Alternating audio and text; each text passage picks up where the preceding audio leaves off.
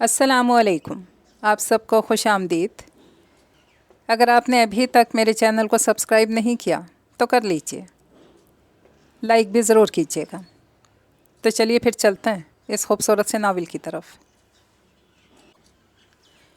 سارا گھر اندھیرے میں ڈوبا ہوا تھا، صرف ایک کمرے میں جلتا ننھا سا بلب اس اندھیرے کو مات دینے کی کوشش کر رہا تھا۔ ساری فضا میں ایک عجیب سا سناٹا چھایا ہوا تھا۔ رات کی اس گہری خاموشی میں دو آوازیں صاف سنائی دے رہی تھیں، ایک سوئی کے ٹک ٹک جو وقت کے آگے بڑھنے کا اعلان کر رہی تھی، دوسری بستر پر لیٹے شخص کی سانسوں کی مدھم آواز جو اپنی آنکھیں سامنے بیٹھے شخص پر ٹکائے ہوئے تھا۔ کیا کچھ نہیں تھا ان آنکھوں میں؟ دکھ، ملال، بے بسی۔ کون جانتا تھا کہ بستر پر پڑا یہ 22 سالہ لڑکا کس تکلیف سے گزر رہا ہے؟ وہ مسلسل خود سے جنگ لڑ رہا تھا۔ جب اذیت حد سے بڑھنے لگی، اس نے زور سے آنکھیں میچ لیں، جیسے اس منظر سے، اس تکلیف سے فرار چاہ رہا ہو۔ دن کی روشنی رات کے اندھیرے کو مات دینے جا رہی تھی۔ دور کہیں فجر کی اذانیں گونج رہی تھیں۔ جب حسن صاحب کی آنکھ کھلی، انہوں نے نظر سامنے بیڈ پر ڈالی، چند قدم چل کر بیڈ کے قریب آئے اور بیٹے کے ماتھے پر بوسہ دیا۔ کسی کا لمس پا کر بیڈ پر پڑے لڑکے نے آنکھیں کھولی۔ دونوں کی نظریں ایک سیکنڈ کو ملی، پھر دونوں نے ہی ایک دوسرے سے نظریں چرا لیں۔ آنکھوں میں امٹتی نمی کو حلق میں اتارتے ہوئے دونوں نے مسکرانے کی کوشش کی۔ دونوں بری طرح ناکام رہے۔ کیسے ایک حادثہ پوری زندگی بدل دیتا ہے۔ آج سے 6 ماہ قبل جس گھر میں کہکہے گونجتے تھے، وہاں خاموشیوں کا راج تھا۔ حسن صاحب کا تعلق ایک عزت دار گھرانے سے تھا۔ وہ ایک نجی کمپنی میں ملازم تھے، تنخواہ معقول تھی۔ ازدواجی زندگی میں بھی حسن صاحب خوش قسمت واقع ہوئے تھے۔ ثریا بیگم نہایت خوش مزاج نفیس خاتون تھیں۔ انہوں نے جلد ہی اپنی اچھی عادات کی بنا پر سارے گھر والوں کے دل جیت لیے تھے۔ شادی کے 5 سال بعد روہیل اور زاویار بھی ان کی زندگی میں شامل ہو چکے تھے۔ زندگی جیسے مکمل ہو گئی تھی، گویا کہ راوی چین ہی چین لکھ رہا تھا۔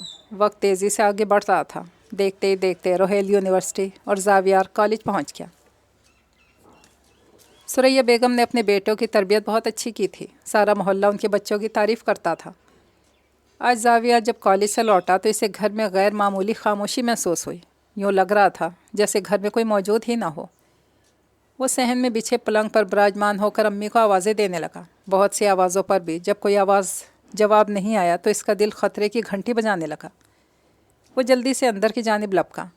جیسے اس نے لاؤنج کا دروازہ کھولا، اندر سے ایک دھماکے کی آواز آئی، پھر تالیوں کا شور۔ Happy birth day to you dear زاوی، happy birth day to you.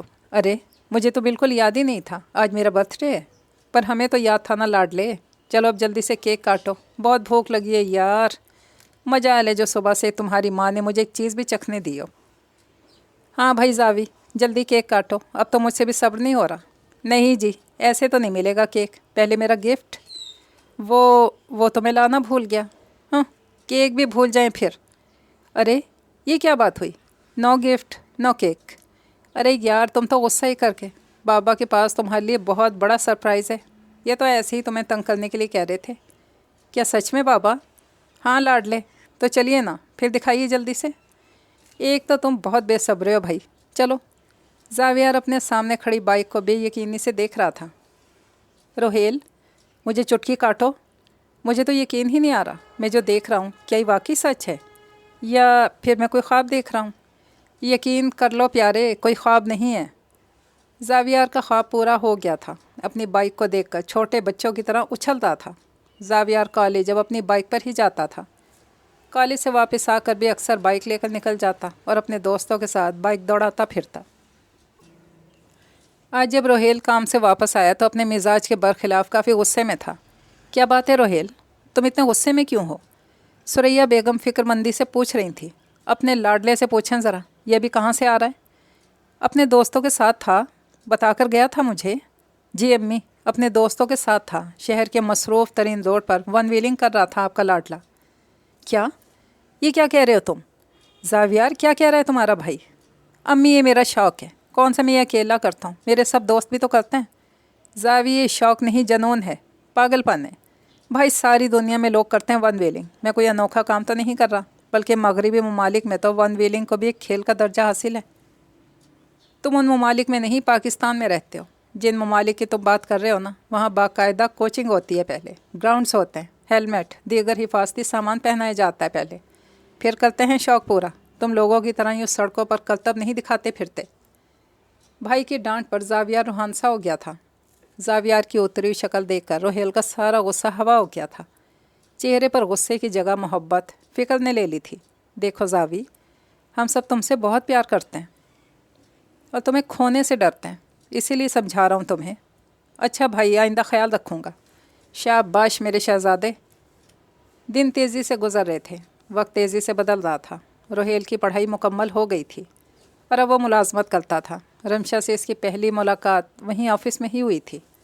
پہلی ملاقات میں ہی دونوں ایک دوسرے کو دل دے بیٹھے اور بات شادی تک پہنچ گئی تھی۔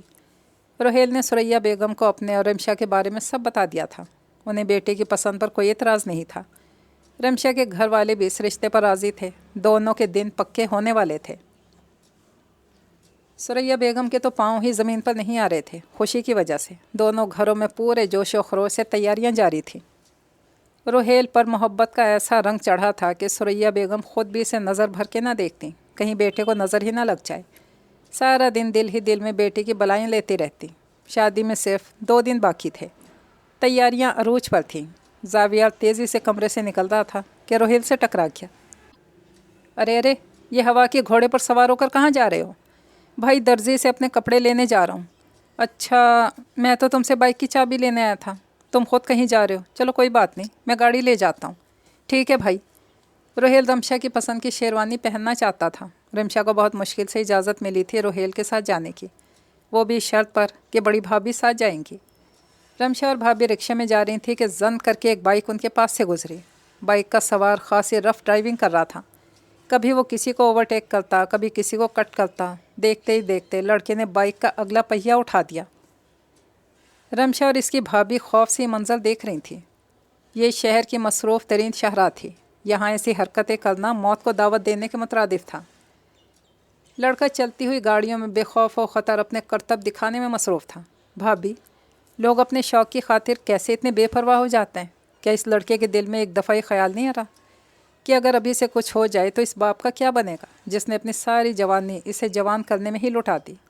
کیا اسے ان بوڑھی آنکھوں کی بھی کوئی پرواہ نہیں جو اس کے گھر سے جانے سے واپس آنے تک دروازے پر لگی رہتی ہوں گی؟ کیا اسے ان دعاؤں کا بھی پاس نہیں جو اس کی بہنیں اس پر پڑھ پڑھ کر پھونکتی ہوں گی؟ لڑکے نے ہینڈل سے ہاتھ ہٹا لیے تھے جیسے خود کو موت کے سپرد کر رہا ہو۔ بھابھی، مجھے ڈر ہے کہیں یہ شوق اس کی جان نہ نگل جائے، اور مجھے ڈر ہے کہیں یہ کسی اور ماں کا لال نہ نگل جائے۔ یوں لگ رہا تھا جیسے ہر شخص اسی پر نظریں جمائے ہوئے ہیں۔ کچھ لوگ تحسین، کچھ خوف سے سارا منظر دیکھ رہے تھے۔ لڑکا ساری دنیا سے لاپرواہ بنے اپنے ہاتھ پیچھے باندھ رہا تھا۔ بائک کا اگلا پہیہ بدستور ہوا میں تھا۔ اچانک بائک کا توازن بگڑا۔ لڑکا لڑکھڑانے لگا۔ جس چہرے پر پہلے بے فکری، لاپرواہی تھی، اب وہاں پریشانی، خوف کی لکیریں واضح تھیں۔ لڑکا سنبھلنے کی پوری کوشش کر رہا تھا مگر ناکام رہا اور سڑک کے عین وسط میں منہ کے بل جا گرا۔ پیچھے سے آتی تیز رفتار گاڑی نے ایک دم بریک لگائی تھی۔ کتنی گاڑیوں نے بریکس لگائی تھی۔ ٹائروں کے چرچرانے کی آواز فضا میں گونج گئی تھی۔ ایک دم بریک لگنے کی وجہ سے کتنی گاڑیاں آپس میں ٹکرائی تھیں۔ بہت سی ماؤں کے لال زمین بوس ہوئے تھے۔ ہر طرف بھگدڑ سی مچ گئی تھی۔ شور ہی شور تھا، خون ہی خون تھا۔ چیخیں ایک ساتھ فضا میں بلند ہو رہی تھی۔ ثریا بیگم بری کے جوڑے الماری میں سیٹ کر رہی تھی۔ ایک ایک جوڑے کو محبت سے دیکھتی، بڑے سلیقے سے الماری میں رکھ دیتی۔ آخری جوڑا ان کے ہاتھ میں تھا جسے طے کرتے ہوئے دعائیں پڑھ رہی تھیں کہ انہیں دروازے کی آواز سنائی دی۔ کوئی تیزی سے دروازہ پیٹ رہا تھا۔ یا اللہ خیر، یہ کون اس طرح سے دروازہ بجا رہا ہے؟ ثریا بیگم نے دروازہ کھولا۔ سامنے حسن صاحب کھڑے تھے۔ ارے آپ آج جلدی آ گئے؟ ثریا، ہمیں جلدی اسپتال جانا ہوگا۔ حسن صاحب نے خود پہ بہت ضبط کر رکھا تھا۔ آنسو تھے کہ چھلکنے کو بےتاب تھے۔ اسپتال؟ اسپتال کیوں؟ کال آئی تھی، ایکسیڈنٹ ہو گیا ہے۔ کس کا؟ کچھ بتائیں بھی۔ تم چلو، بس جلدی راستے میں سب بتاتا ہوں۔ سارے زخمیوں کو ایک ہی ہاسپٹل لایا گیا تھا۔ اسپتال کے کوریڈور میں لوگ بے چینی سے ٹہل رہے تھے۔ ہر کوئی اپنے پیارے کی خیریت کا منتظر تھا۔ سب چہروں پر خوف سب تھا۔ سب لوگوں کی آنکھوں میں آنسو اور لبوں پر دعائیں تھیں۔ حسن صاحب کی اپنی حالت غیر ہو رہی تھی، پھر بھی وہ ایک نڈھال ماں کو سہارا دینے کی کوشش کر رہے تھے۔ مرد کو مضبوط بننا ہی پڑتا ہے تاکہ وہ اپنی عورتوں کو سنبھال سکیں۔ ڈاکٹر کو اپنی طرف آتا دیکھ کر وہ دونوں جلدی سے آگے بڑھے تھے۔ ڈاکٹر صاحب، کیا ہوا ہے میرے بیٹے کو؟ ٹھیک تو ہے نا؟ اس سے زیادہ چوٹ تو نہیں آئی؟ میرا بیٹا ٹھیک تو ہو جائے گا نا؟ सुरैया बेगम कांपती हुई आवाज़ के साथ बेचैनी से सवालात पूछ रही थी। देखिए, मैं जानता हूँ कि ये वक्त आप लोगों के लिए बहुत कड़ा है। आप लोगों को बहुत सब्र और हौसले से काम लेना होगा। हमने अपनी पूरी कोशिश की, लेकिन कुदरत के फ़ैसले के सामने हम बेबस हैं। आई एम सॉरी, हम आपके बेटे को नहीं बचा सके। एक बुलंद चीख के साथ सुरैया बेगम का वजूद ज़मीन बोस हुआ था। ऐसी गिरी, दोबारा उठ ना सकी। औलाद का गम यूं ही जान निकाल लेता है। हसन साहब अपनी बीवी का हाथ पकड़े जार और कतार रो रहे थे। देखो सुरैया, मुझसे यूँ बेवफाई ना करो। इस कठिन वक्त में मुझे अकेला छोड़ के मत जाओ। मैं सब कुछ अकेले नहीं संभाल पाऊँगा। खुदा के लिए मेरे साथ ऐसा ना करो। उठ जाओ, खुदा के लिए उठ जाओ। जिस घर में डोली आनी थी वहाँ से जनाजे उठ रहे थे। सब लोग गम से निढाल थे। वो नीम बेहोशी में अपनी माँ को पुकार रहा था। तकलीफ़ में सबसे पहले माँ ही तो याद आती है। आहिस्ता आहिस्ता इसके हवास बहाल हो रहे थे। वो समझ नहीं पा रहा था इस वक्त कहाँ है। कमरे का जायज़ा लेने के लिए इसने गर्दन मोड़ना चाहिए तो दर्द की एक लहर पूरे वजूद में दौड़ गई। इसने महसूस किया कि इसकी टांगें हरकत नहीं कर पा रही। ज़बरदस्ती उठने की कोशिश कर रहा था जब एक नर्स कमरे में दाखिल हुई। अरे ये क्या कर रहे हैं आप? लेटे रहिए आराम से, मैं डॉक्टर को बुलाती हूँ। डॉक्टर साहब के साथ ही हसन साहब भी कमरे में दाखिल हुए थे। बाबा, बाबा। हसन साहब बेसाख्ता बेटे से लिपट गए। वो किसी छोटे बच्चे की तरह बिलक बिलक कर रो रहे थे। बाबा परेशान ना हो, मैं ठीक हूँ। थोड़ी चोटें आई हैं, ये जल्द ठीक हो जाएंगी।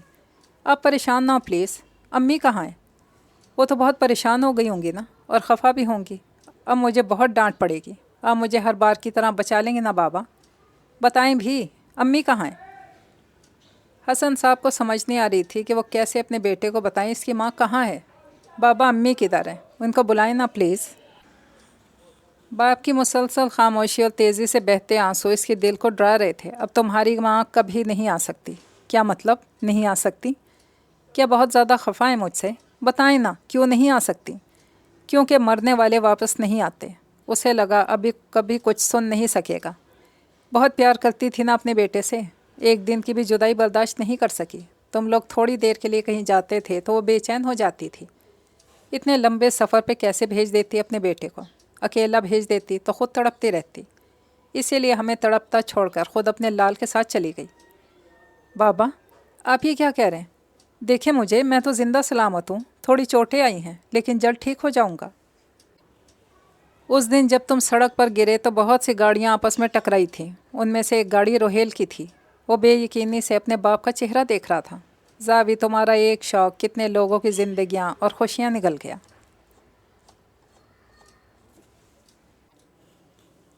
ये कहानी तो पहुंची अपने इख्तिताम तक। इजाज़त चाहती हूँ। दुआ में याद रखिएगा। अल्लाह हाफिज़।